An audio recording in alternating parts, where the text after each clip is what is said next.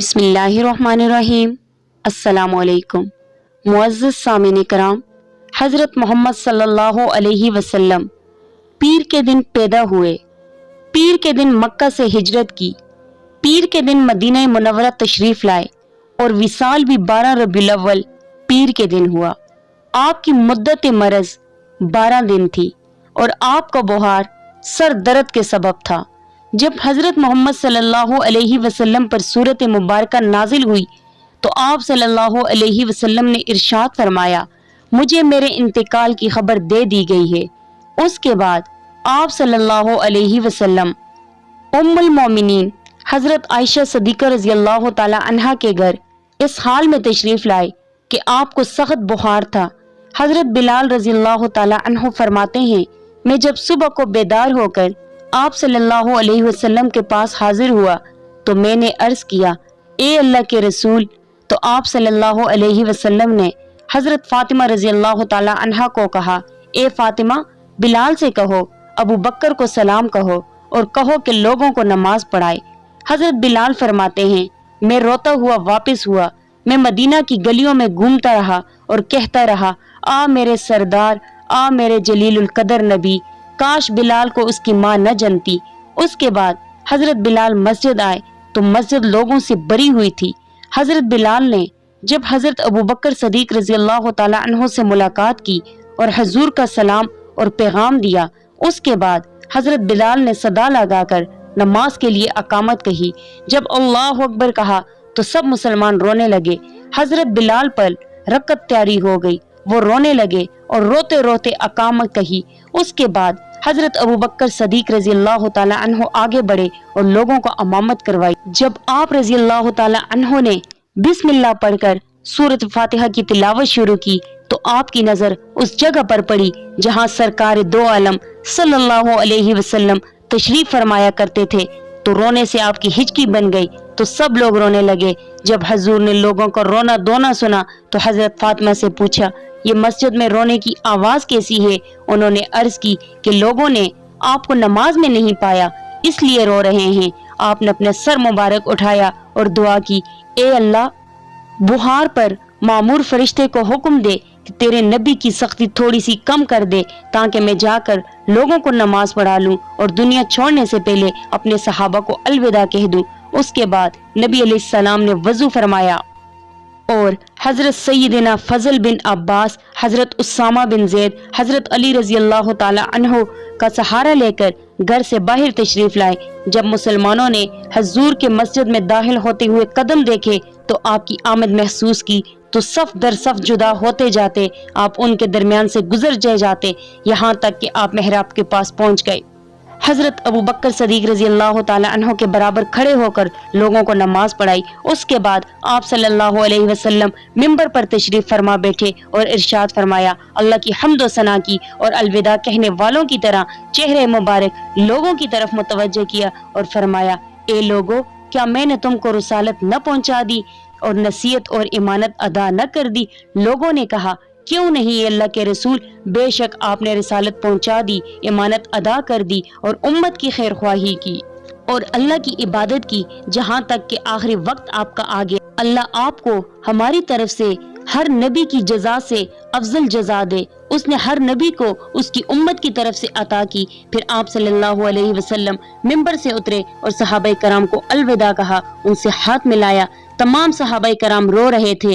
پھر سرکار دو عالم حضرت عائشہ کے گھر تشریف لے گئے اور مرض میں مبتلا رہے، یہاں تک کہ مرض الموت ایک آدمی کے روپ میں حاضر ہوا اور حجرہ اقدس کے دروازے پر کھڑے ہو کر عرض کی، السلام علیکم اے سرچشمہ نبوت، نور رسالت کے اہل بیت، کہا مجھے اجازت ہے اندر آنے کی؟ حضرت فاطمہ نے جواب دیا، اے شخص، آپ صلی اللہ علیہ وسلم اپنے آپ میں مشغول ہیں۔ اس نے پھر عرض کی تو نبی علیہ السلام نے دروازے سے جھانکا اور ملک الموت کو دیکھ کر حضرت فاطمہ سے فرمایا کہ جانتی ہو تمہارا مخاطب کون ہے؟ عرض کیا، ابا جان، کوئی شخص ہے۔ ارشاد فرمایا، بیٹی، یہ وہ ہے جو بغیر اجازت کے آتا ہے، یہ لذتوں کو توڑنے اور شکست دینے والا ہے، اسے آنے دو۔ پس وہ حاضر حکمت ہوئے، سلام کیا عرض کیا اے اللہ کے رسول، اللہ نے مجھے یہ حکم دیا ہے کہ آپ کی اجازت کے بغیر آپ کی روح قبض نہ کروں، آپ کا کیا حکم ہے؟ نبی علیہ السلام نے فرمایا ٹھہر جاؤ یہاں تک کہ جبرائیل کو آنے دو۔ حضرت عائشہ فرماتی ہیں ہم نے ایسی بات کا سامنا کیا کہ جس کے متعلق ہمارے پاس کوئی رائے نہ تھی، گویا ہم پر کوئی مصیبت آن پڑی ہو۔ اس بات کی وجہ سے گھر میں کوئی بھی نہ بول سکتا تھا۔ حضرت جبرائیل علیہ السلام حاضر ہوئے اور عرض کی اللہ آپ کو سلام فرماتا ہے، آپ کی مزاج پرسی فرماتا ہے، حالانکہ وہ آپ کی حالت خوب جانتا ہے لیکن وہ آپ کو مزید کرامت اور شرف عطا کرنا چاہتا ہے۔ آپ نے فرمایا اے جبرائیل، ملک الموت نے مجھ سے اجازت طلب کی ہے۔ پھر آپ نے پوری بات بتائی۔ جبرائیل علیہ السلام نے فرمایا اے نبی علیہ السلام، آپ کا رب آپ سے ملاقات کا مشتاق ہے، کیا اس نے نہیں بتایا کہ وہ کیا کرنا چاہتا ہے؟ خدا کی قسم ملک الموت نے آج تک کسی سے اجازت طلب نہیں کی، لیکن آپ کا شرف اور مرتبوں کو پورا کرنے والا ہے۔ پھر نبی علیہ السلام نے ارشاد فرمایا ملک الموت کے آنے تک آپ یہاں رہیں۔ آپ نے خواتین کو اجازت دے دی اور ارشاد فرمایا اے فاطمہ میرے قریب ہو جاؤ۔ وہ حاضر خدمت ہوئی اور آپ کی طرف جھک گئی۔ آپ نے ان کے کان میں سرگوشی فرمائی۔ انہوں نے اپنا سر مبارک اٹھایا تو آنکھوں سے آنسو جاری تھے، ان میں بات کرنے کی سکت نہ تھی۔ سرکار دو عالم صلی اللہ علیہ وسلم نے پھر فرمایا اپنا سر میرے قریب کر دو۔ انہوں نے پھر دوبارہ آپ کی طرف سر قریب کیا اور آپ کی طرف جھک گئی۔ آپ نے دوبارہ سرگوشی کی۔ فرمایا خاتون جنت نے سر اٹھایا تو وہ مسکرا رہی تھی لیکن کلام کرنے کی طاقت اب بھی ان میں نہ تھی۔ ام المومنین حضرت عائشہ فرماتی ہیں ہمیں ان کی حالت سے بہت تعجب ہوا۔ اس کے بعد ان سے پوچھا تو انہوں نے فرمایا مجھے نبی علیہ السلام نے بتایا کہ آج میں انتقال کر جاؤں گا، تو میں رونے لگی۔ پھر فرمایا میں نے دعا کی اے اللہ میرے گھر والوں میں سے سب سے پہلے مجھے تجھ سے ملائے اور میرے ساتھ رکھے، چنانچہ اس بات نے مجھے خوش کر دیا۔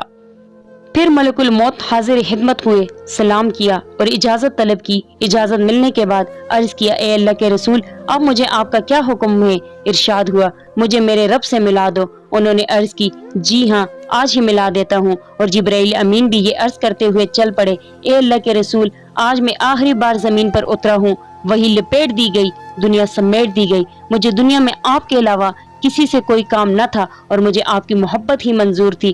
حضرت عائشہ فرماتی ہے کہ نبی علیہ السلام نے اپنا سر مبارک میری گود میں رکھا، آپ پر بے ہوشی طاری ہو گئی، یہاں تک کہ بے ہوشی غالب آ گئی اور آپ کی پیشانی سے اس قدر پسینہ ٹپکتا تھا کہ میں نے کبھی کسی انسان سے اس قدر پسینہ ٹپکتے نہیں دیکھا تھا۔ میں پسینہ پونچھتی جاتی تھی اور اس سے زیادہ خوشبودار چیز میں نے کبھی نہیں دیکھی تھی۔ نبی علیہ السلام وقت وصال جبرائیل امین سے پوچھنے لگے اے جبرائیل میرے بعد میری امت کے لیے کون ہوگا؟ تو اللہ رب العزت نے جبرائیل امین کی طرف وحی کی کہ میرے محبوب کو خوشخبری سنا دو کہ میں اس کی امت کے سلسلے میں رسوا نہ کروں گا۔ اس کو یہ بھی سنا دو کہ جب لوگوں کو قبروں سے باہر نکالا جائے گا تو سب سے پہلے میرا حبیب باہر تشریف لائے گا، جب لوگ جمع ہوں گے تو میرا محبوب ان کا سردار ہوگا، اور جب تک ان کی امت جنت میں داخل نہ ہو جائے گی تمام امتوں پر جنت حرام ہوگی۔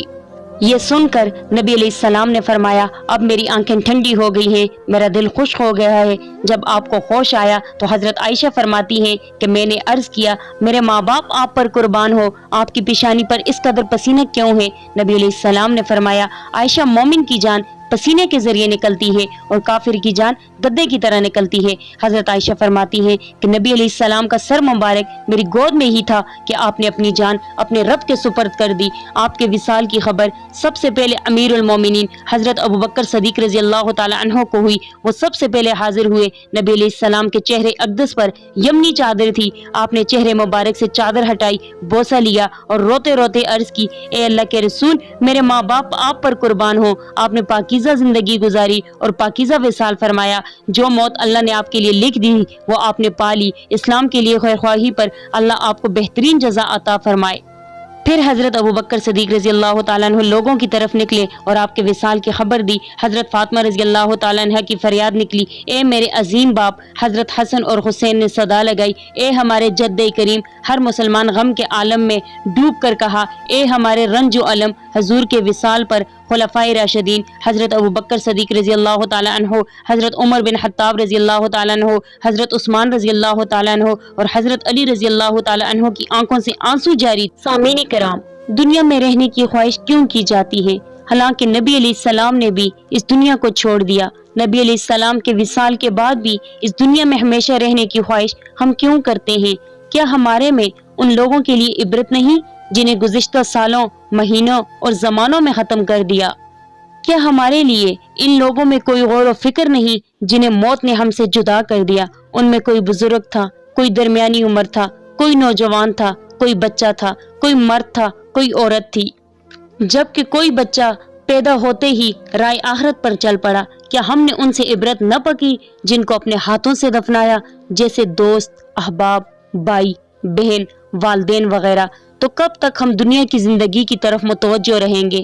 سامعین کرام، موت کی سختیاں بہت شدید ہیں۔ اللہ رب العزت سے دعا گو ہوں مجھے، آپ کو اور تمام امت مسلمہ کو موت کی سختیوں سے اپنی پناہ میں رکھے اور مرتے وقت کلمہ شہادت نصیب فرمائے۔ آمین سم آمین یا ارحم الراحمین۔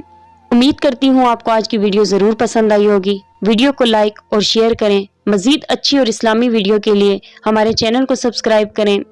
نیکسٹ ویڈیو کے لیے آپ سے ملاقات ہوگی، تب تک کے لیے اجازت چاہوں گی۔ اللہ حافظ۔